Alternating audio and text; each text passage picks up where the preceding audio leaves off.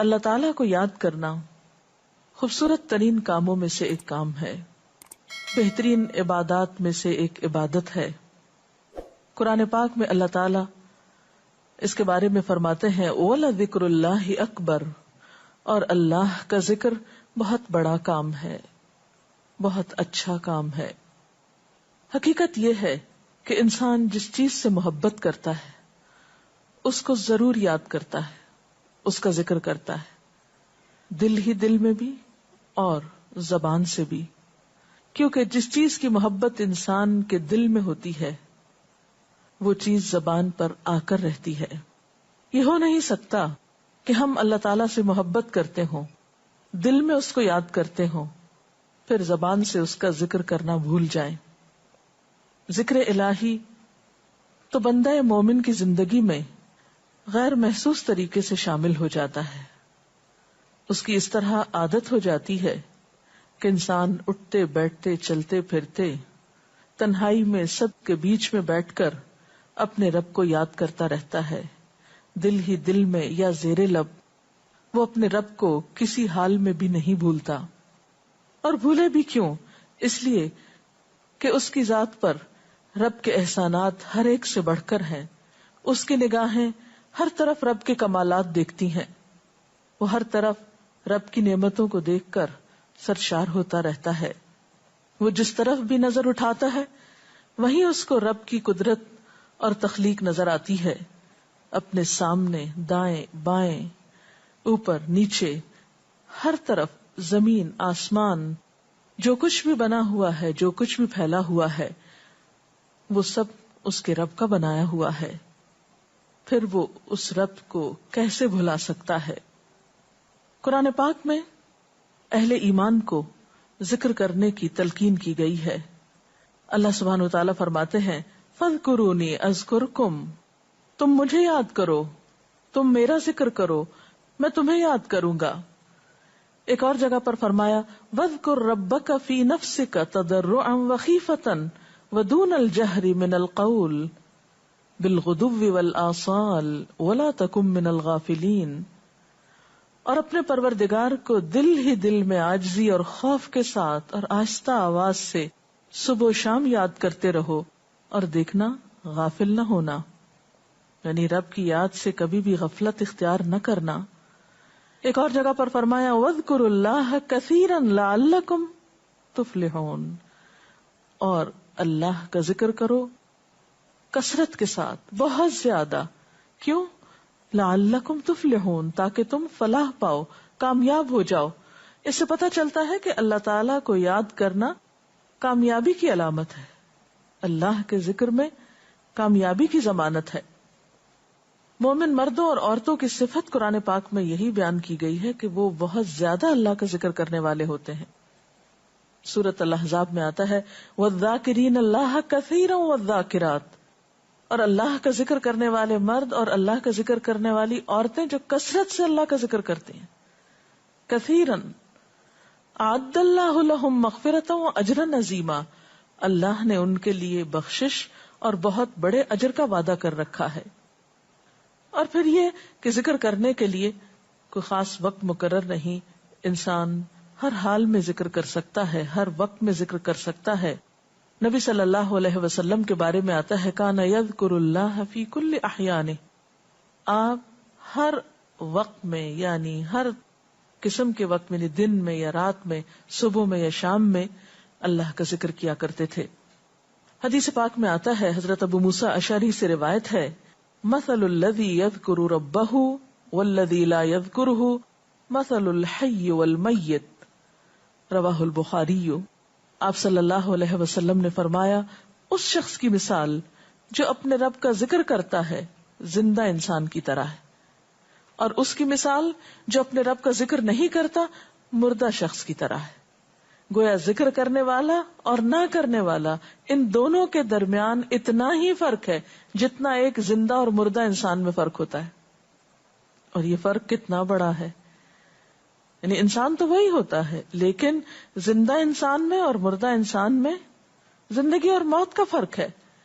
بالکل اسی طرح جو شخص اپنے رب کو یاد کرتا ہے، اس کا ذکر کرتا ہے، اس کے اندر ایک زندگی ہے، اس کے اندر ایک خاص خوشی ہوتی ہے، اطمینان ہوتا ہے، اور وہ جو نہیں کرتا اس کا دل مردہ ہوتا ہے، اس کے اندر زندگی کی کوئی امنگ نہیں ہوتی.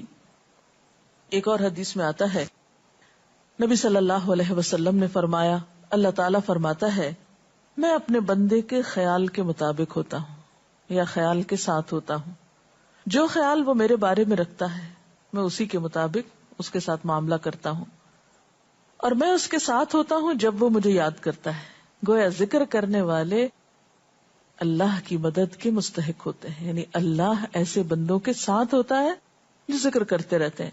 اگر وہ مجھ کو اپنے دل میں یاد کرتا ہے تو میں بھی اس کو اپنے دل میں یاد کرتا ہوں، اور اگر وہ مجھے کسی جماعت میں بیٹھ کے یعنی کسی گروپ میں یعنی پبلک میں بیٹھ کے یاد کرتا ہے تو میں اس کو اس سے بہتر جماعت میں یاد کرتا ہوں، یعنی فرشتوں کی جماعت میں یاد کرتا ہوں. تو گویا فاذکرونی اذکرکم، تم مجھے یاد رکھو میں تمہیں یاد رکھوں گا. تو جو شخص بھی یہ چاہتا ہو کہ اللہ تعالیٰ اس کو یاد رکھے، اس کی مشکل میں اس کی مدد کرے، تو اس کے لیے کیا ضروری ہے کہ پھر وہ ذکر کرتا رہے. اور ذکر تمام عبادات کو خوبصورت بناتا ہے. مثلا روزہ رکھنا ایک عبادت ہے، لیکن جس روزے میں ذکر الہی ہو اس کا اجر و ثواب کئی گنا بڑھ جائے گا. حج ایک عبادت ہے بذات خود، حج کا سفر ایک عبادت ہے، لیکن اس سفر میں انسان اگر ذکر الہی کرتا رہے تو اسی حج کا ثواب کئی گنا بڑھ جائے گا. اور نماز تو سراسر ہے ہی اللہ کی یاد کا نام. اقم الصلاۃ لذکری، نماز قائم کرو میری یاد کے لیے. اللہ کے ذکر کا بہترین طریقہ ہے.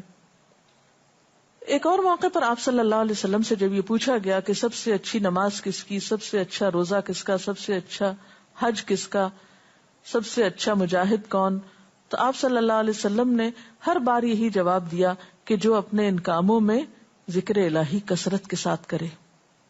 اور ذکر کرنے والے ہر میدان میں آگے نکل جاتے ہیں. حدیث پاک میں آتا ہے نبی صلی اللہ علیہ وسلم نے فرمایا مفردون سبقت لے گئے. لوگوں نے پوچھا کہ یہ مفردون کون ہے؟ فرمایا وہ مرد جو کثرت کے ساتھ اللہ کا ذکر کرتے ہیں اور وہ عورتیں جو کثرت کے ساتھ اللہ کو یاد کرتی ہیں. اور یہاں آپ نوٹ کر رہے ہیں خاص طور پر مردوں کے ساتھ ساتھ عورتوں کا ذکر بھی ملتا ہے. حضرت عبداللہ بن بصر فرماتے ہیں کہ ایک شخص نے عرض کیا یا رسول اللہ صلی اللہ علیہ وسلم، بے شک اسلام کے احکام مجھ پر بہت ہیں، یعنی ذمہ داریاں بہت ہیں، کرنے کے کام بہت ہیں.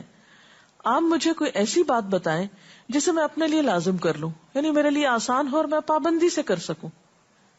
تو آپ صلی اللہ علیہ وسلم نے فرمایا لا یزال لسانک رطبا من ذکر اللہ، کہ ایک چیز پابندی سے پکڑ لو، اور وہ کیا کہ تیری زبان ہمیشہ اللہ کے ذکر سے تر رہے، ہر دم اللہ کو یاد کرتے رہو. اور یہ حقیقت ہے کہ انسان کوئی بھی کام کر رہا ہو، مثلا خواتین کھانا پکا رہی ہیں، گھر صاف کر رہی ہیں، واک کر رہی ہیں، کوئی بھی کام کر رہی ہیں اس طرح کا، تو اس میں ساتھ ساتھ اللہ کی یاد کرتی رہیں. سبحان اللہ، الحمدللہ، اللہ اکبر، استغفر اللہ، لا الہ الا اللہ، ان اذکار کا ورد کرتے رہیں، تو اس میں کام بھی ہوتا رہے گا اور اس کے ساتھ ساتھ اللہ کی یاد بھی ہوتی رہے گی. خصوصی طور پر 2 کلمات ایسے ہیں جن کے بارے میں بہترین اجر کی خوشخبری سنائی گئی. آپ صلی اللہ علیہ وسلم نے فرمایا کلمتان، 2 کلمات ایسے ہیں خفیفتان علی اللسان، جو زبان پہ بہت ہلکے ہیں، یعنی پڑھنے میں کچھ مشکل نہیں. ثقیلتان فی المیزان، میزان میں بہت بھاری ہیں. حبیبتان الی الرحمن، رحمان کو بہت محبوب ہیں، اور وہ کیا ہیں؟ سبحان اللہ و بحمدہ، سبحان اللہ العظیم. چلتے پھرتے، اٹھتے بیٹھتے، کام کاج کرتے، تسبیح پڑھتے رہنا، ذکر کرتے رہنا انسان کے دل کو جہاں اطمینان بخشتا ہے وہاں اس کے کام کو آسان بھی کر دیتا ہے، اور اللہ کی مدد بھی ساتھ ہوتی ہے. اور قرآن پاک میں ایسے لوگوں کے لیے خوشخبری ہے، الا بذکر اللہ تطمئن القلوب، سنو اللہ کے ذکر سے دلوں کو اطمینان ہوتا ہے. اور ویسے بھی میزان میں بہت بھاری نیکی ہے. ایک حدیث میں آتا ہے کہ رسول اللہ صلی اللہ علیہ وسلم نے لوگوں سے پوچھا کیا میں تمہیں نہ بتاؤں کہ تمہارے اعمال میں سب سے اچھا عمل، سب سے پاکیزہ، اور تمہارے درجات کو سب سے زیادہ بڑھانے والا، اور جو تمہارے لیے سونے چاندی کے خرچ کرنے سے زیادہ بہتر ہو، اور اس سے بھی بہتر ہو کہ تم اپنے دشمنوں سے ملو، ان کی گردنیں تم مارو اور وہ تمہاری گردنیں مارے، تو کیا ایسا عمل نہ تمہیں بتاؤں؟ صحابہ نے عرض کیا ضرور یا رسول اللہ صلی اللہ علیہ وسلم، ہمیں ایسا عمل بتائیے. تو آپ نے فرمایا وہ اللہ کا ذکر ہے، یعنی تمام اعمال میں وہ سبقت لے جاتا ہے. اسی طرح ایک اور حدیث میں ہے، رسول اللہ صلی اللہ علیہ وسلم نے فرمایا کہ جب بھی کچھ لوگ بیٹھتے ہیں اور وہ اللہ کا ذکر کرتے ہیں، یعنی کسی مجلس میں اکٹھے ہو کر بیٹھتے ہیں، تو اللہ کی رحمت ان کو ڈھانپ لیتی، ان پر سکینت نازل ہوتی ہے. اللہ تعالیٰ ان کا اپنے ہاں ذکر کرتے ہیں. گویا اکیلے بھی ذکر کیا جا سکتا ہے اور کسی مجلس میں اکٹھے بیٹھ کر بھی. پھر اسی طرح صبح و شام بھی، جیسا کہ قرآن پاک میں آتا ہے وَسَبِّحْ بِحَمْدِ رَبِّكَ قَبْلَ طُلُوعِ الشَّمْسِ وَقَبْلَ غُرُوبِهَا، اپنے رب کی تسبیح بیان کرو سورج نکلنے سے پہلے اور اس کے غروب ہونے سے پہلے. ایک اور جگہ پر آتا ہے وَسَبِّحْ بِحَمْدِ رَبِّكَ بِالْعَشِيِّ وَالْإِبْكَارِ، اپنے رب کی حمد و ثنا بیان کرو عشی کے وقت یعنی عصر کے وقت، والابکار اور صبح کے وقت. عشی کا لفظ جو ہے یہ زوال شمس سے غروب شمس کے درمیانی وقت کو کہتے ہیں. پھر اسی طرح انبیاء علیہ السلام کے بارے میں ہم دیکھتے ہیں، حضرت داؤد علیہ السلام بہت خوبصورت آواز سے، بہت خوبصورت انداز میں اللہ تعالیٰ کا